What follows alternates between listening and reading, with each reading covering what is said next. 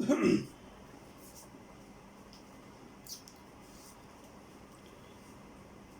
exciting and fascinating. Good afternoon to all of you. Once again, I'm back with your request to explain to you a very prominent questions asked in the JEE 2020 paper 2 of the chemistry section from the ionic equilibrium on the solubility product. Question is very simple. For those students who have done experiments in the laboratory with a proper scientific tilt of mind, they would not feel disappointed. The rest of others, I cannot assure. Question simple था, logical points थे, और IIT आपको पता ही है कि यानी logical mind ही चाहता है, यानी logic rules the country and the country rules the world. This is what exactly is the philosophy behind all these examinations. Let me explain to you what my scientific knowledge and what my scientific tilt of mind spells out the segments of the question and the segment of the various factors involved in the questions. Exactly question में दे रखा है कि Zn+2 ion acidified medium में रखा हुआ है. कहने का मतलब है कि आप इमेजिन करें कि Zn+2 आयन का मतलब जिंक+2 आयन का कोई सॉल्ट है जिसको हमने किसी कंटेनर में रखा हुआ है. वो कंटेनर में एसिडिफाइड मीडियम है. एसिडिफाइड का मतलब होगा उसमें हाइड्रोक्लोरिक एसिड उसके साथ में डाला गया है, और बाद में बोला गया है कि इसमें हाइड्रोजन सल्फाइड गैस को पास ऑन किया जा रहा है. यहाँ से हमारा दिमाग में एकदम से सीधे क्लिक होता है कि यार हाइड्रोजन सल्फाइड पास करने का मतलब कि कीप एपरेटस से हाइड्रोजन सल्फाइड एक कंटेनर या टेस्ट ट्यूब के अंदर जो कि डाला जा रहा है. इमेजिन करो कि imagine this pen to be a test tube. This test tube is having Zn+2 ion concentration dissolved in aqueous medium. It has been acidified by adding your hydrochloric acid, and furthermore we are adding your hydrogen sulfide.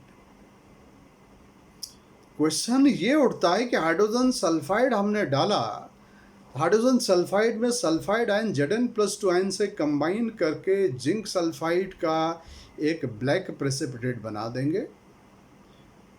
No doubt question ये उठता है कि इसमें hydrochloric acid की मौजूदगी जरूरी क्यों होती है. This is the crux of the question, और इसी लाइन पे क्वेश्चन बनाया गया है. होता एग्जैक्टली क्या है बेटा, अगर आप लोगों ने क्वालिटेटिव एनालिसिस में बेसिक रेडिकल यानी कैटाइंस की क्वालिटेटिव एनालिसिस सॉल्ट के अंदर पढ़ी होगी, एक्सपेरिमेंट किया होगा. जो बच्चे स्कूलों में पढ़ते हैं वो ये एक्सपेरिमेंट भी करते हैं. कैसे करते हैं, क्या नहीं करते हैं, वो उनकी आत्मा जानती है. बट ये एक्सपेरिमेंट है. सेकेंड ग्रुप के बेसिक रेडिकल को प्रेसिपिटेट करने के लिए भी ग्रुप रिएजेंट हाइड्रोजन सल्फाइड ही यूज़ होता है, और ग्रुप फोर्थ के बेसिक रेडिकल को प्रेसिपिटेट करने के लिए भी ग्रुप रिएजेंट हाइड्रोजन सल्फाइड ही होता है.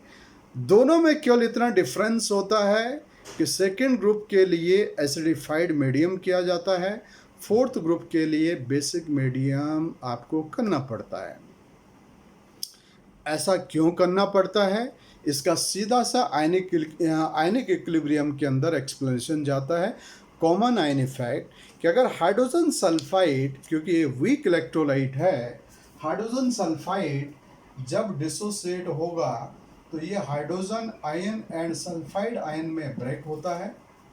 और अगर पहले से ही कोई स्ट्रॉन्ग एसिड जो H आयन का सोर्स है वो मौजूद है, तो यहाँ कॉमन आयन इफेक्ट की वजह से ये इक्विलिब्रियम बैकवर्ड में चला जाएगा, जिसकी वजह से सल्फाइड आयन कंसंट्रेशन ड्रॉप कर जाएगा. और अगर ये कंसंट्रेशन ड्रॉप कर गया तो इसकी वजह से केवल और केवल छोटे ग्रुप यानी सेकेंड ग्रुप के ही बेसिक रेडिकल प्रेसिपिटेट हो पाएंगे. Fourth group, third group, higher group का कोई भी बेसिक रेडिकल प्रेसिपिटेट नहीं बना पाएगा. This a basic scientific fundamental behind this based on the Le Chatelier principles. Very interesting. अब ये होता है कि हम Zn+2 आयन में H आयन को क्यों चाह रहे हैं. Zn+2 आयन जिंक सल्फाइड के फॉर्म में प्रेसिपिटेट ना कर जाए, क्योंकि हम चाहते हैं कि Zn+2 सल्फाइड की फॉर्म में पीपीटी ना बनाए. इसके लिए हमें सल्फाइड आयन कंसंट्रेशन को कंट्रोल करना पड़ता है और उसी के लिए एसिडिफाइड मीडियम की ज़रूरत पड़ती है.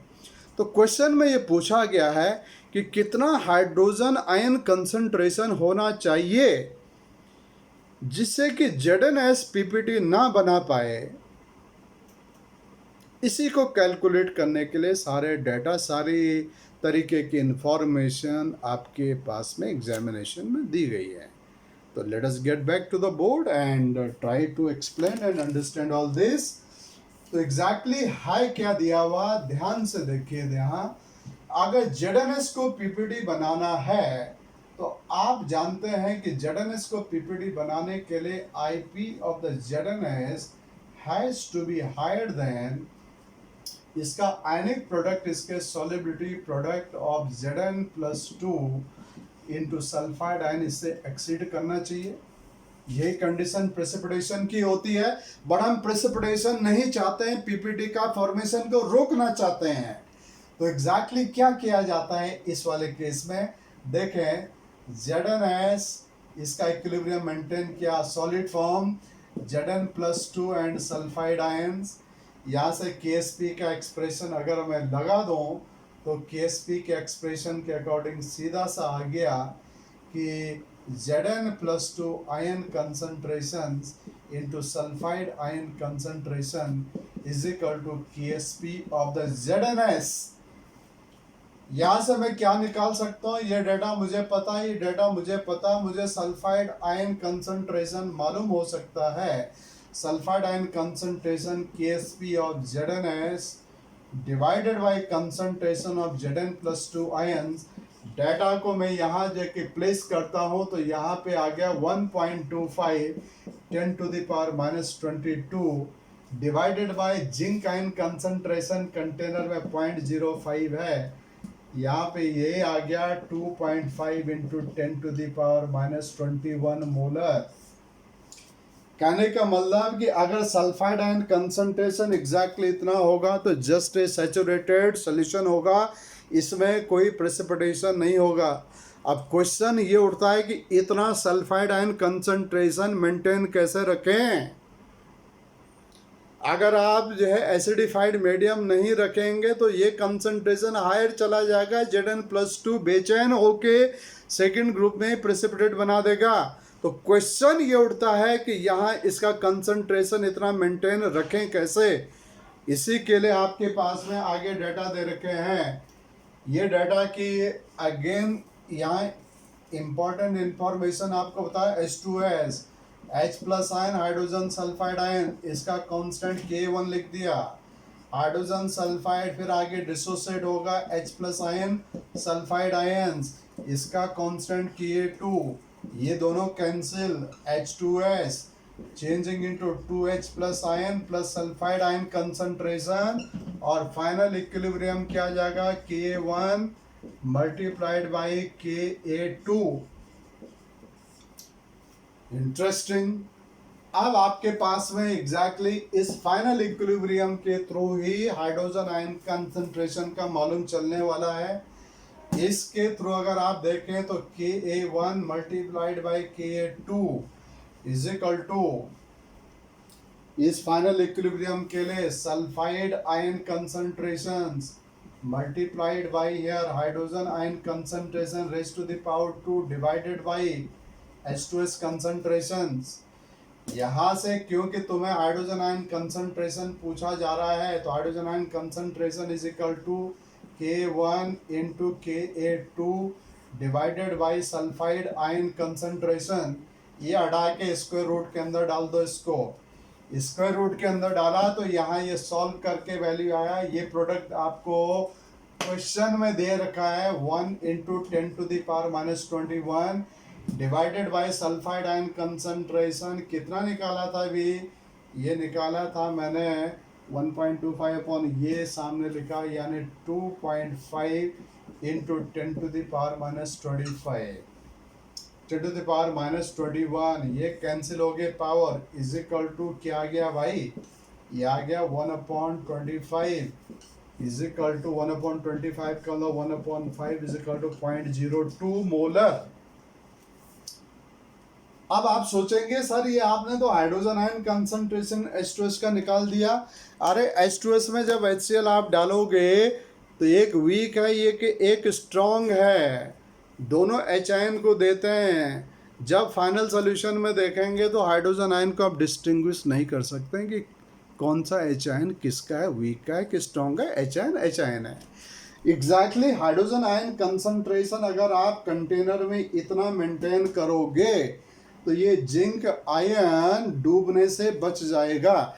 डूबने से बच जाने का मतलब hydrogen this zinc ion will get prevented from getting precipitated if you maintain hydrogen ion concentration 2.02 or 2 times 10 to the power minus 2 molar concentration. This was really a very logical question asked by the IIT examination, because IIT is trying to testify exactly the frequency of your mind, not the ratification base. Ratification doesn't help you at all. You must have a very, very logical mind. You must have an idea of the qualitative analysis. जो बच्चे experiment करते हैं उनके दिमाग में जरूर कहीं ना कहीं आता है फोर्थ ग्रुप सेकंड ग्रुप में एसिडिक मीडियम होता है, फोर्थ ग्रुप में बेसिक मीडियम होता है। यही लॉजिक उनके लिए बहुत था इस क्वेश्चन के आंसर तक पहुंचने के लिए। Otherwise question was not difficult, question simple था। इंटरप्रिटेशन करने के लिए हर तबके के स्टूडेंट के हिसाब से मैंने फैक्ट को समझाया हुआ है। That's why it took a time. Otherwise if you have got very bits of ideas at the back of your mind, you could just combine all of them and ये question ज़्यादा से ज़्यादा नहीं, 1 minute तो 2 minute के अंदर तो 100% solve हो ही जाता है। तो मुझे उम्मीद है कि आप लोग सही टेम्परामेंट से स्टडी करें, सही तरीके के साइंटिफिक लॉजिक से स्टडी करें एंड जिस तरीके से IIT आपके दिमाग को टेस्टिफाई करता है, जानना चाहता है आप क्या दिमाग रखते हैं, IIT तुमसे क्या चाहता है, क्योंकि IIT अल्टीमेटली एक बेस्ट टेक्नोक्रेट को इस कंट्री के अंदर जाके चाहता है। All over the world best technocrat, best logical mind की ही नीड होती है। और इसीलिए आपसे आपके दिमाग के हर डायमेंशन को जानने के लिए इस तरीके के क्वेश्चन फ्रेम किए जाते हैं। मल्टी फेसेटेड कॉन्सेप्ट होते हैं, मल्टी डायमेंशनल कॉन्सेप्ट होते हैं। Nothing more than this and let us hope all the best to all of you. और जिन बच्चों ने इस तरीके से एनालाइज किया, यहाँ ये आंसर निकाला है। All the best to all of you and for the rest let's hope for the best. Thank you very, very much and work hard.